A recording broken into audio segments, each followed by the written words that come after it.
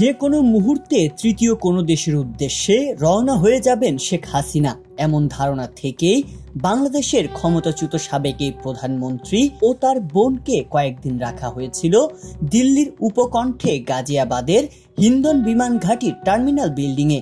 শেখ হাসিনা ভারতে আছেন নাকি অন্য দেশে চলে গেছেন তা নিয়েও জনমনে তৈরি হয় এক ধরনের জল্পনা। তবে শেষ পর্যন্ত ভারতেই থাকছেন শেখ হাসিনা।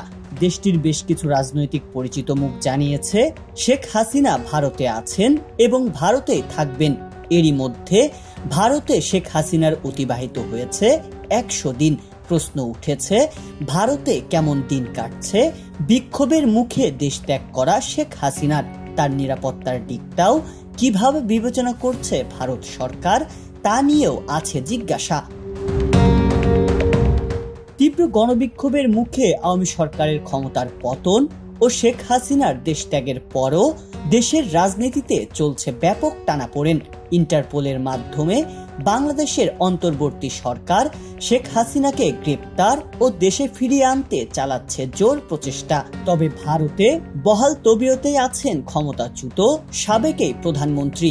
ভারতের ভিভিআইপিরা সরকারি পদমর্যাদা ও নিরাপত্তাগত ঝুঁকি বিবেচনায় বিভিন্ন ক্যাটাগরির নিরাপত্তা পেয়ে থাকেন, যার মধ্যে Z++কে সর্বোচ্চ বলে ধরা হয়।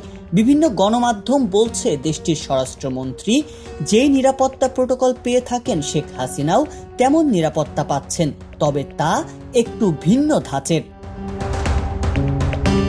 গণমাধ্যম বিবিসির শেখ হাসিনাকে দেয়া নিরাপত্তা বিষয়ের প্রতিবেদন বলছে দেশের স্বরাষ্ট্রমন্ত্রীর জন্য যে ধরনের নিরাপত্তা থাকে তার সঙ্গে তুলনীয় হলেও আয়োজনে একেবারেই অন্যরকম। ভারতের স্বরাষ্ট্র মন্ত্রণালয়ের শীর্ষ এক কর্মকর্তা জানিয়েছেন যেটুকু না হলে নয় শেখ হাসিনাকে সেটুকু নিরাপত্তাই দেওয়া হয়েছে। সাদা পোশাকের রক্ষীরাই তার চারপাশে ঘিরে রয়েছেন। তবে শেখ হাসিনার অবস্থান সম্পর্কে গোপনীয়তার দিকে নজর দেওয়া হয়েছে সবচেয়ে বেশি। বলা হচ্ছে শেখ হাসিনার ক্ষেত্রে এই মুহূর্তে গোপনীয়তাই মূল নিরাপত্তা। তিনি কোথায় আছেন, কিভাবে আছেন, এটা যত গোপন রাখা সম্ভব হবে ততই তার নিরাপত্তা নিশ্চিদ্র করা সহজ হবে।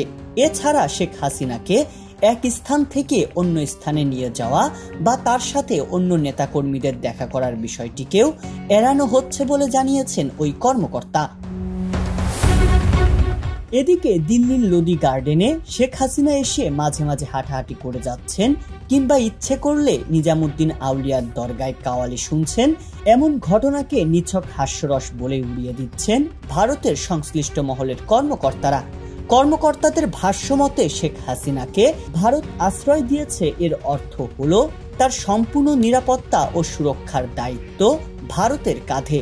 সেখানে সামান্য কোনো ত্রুটি হলেও তার দায় ভারতের কাঁধেই আসবে এবং সেটা দিল্লির জন্য অত্যন্ত বিব্রতকর হবে।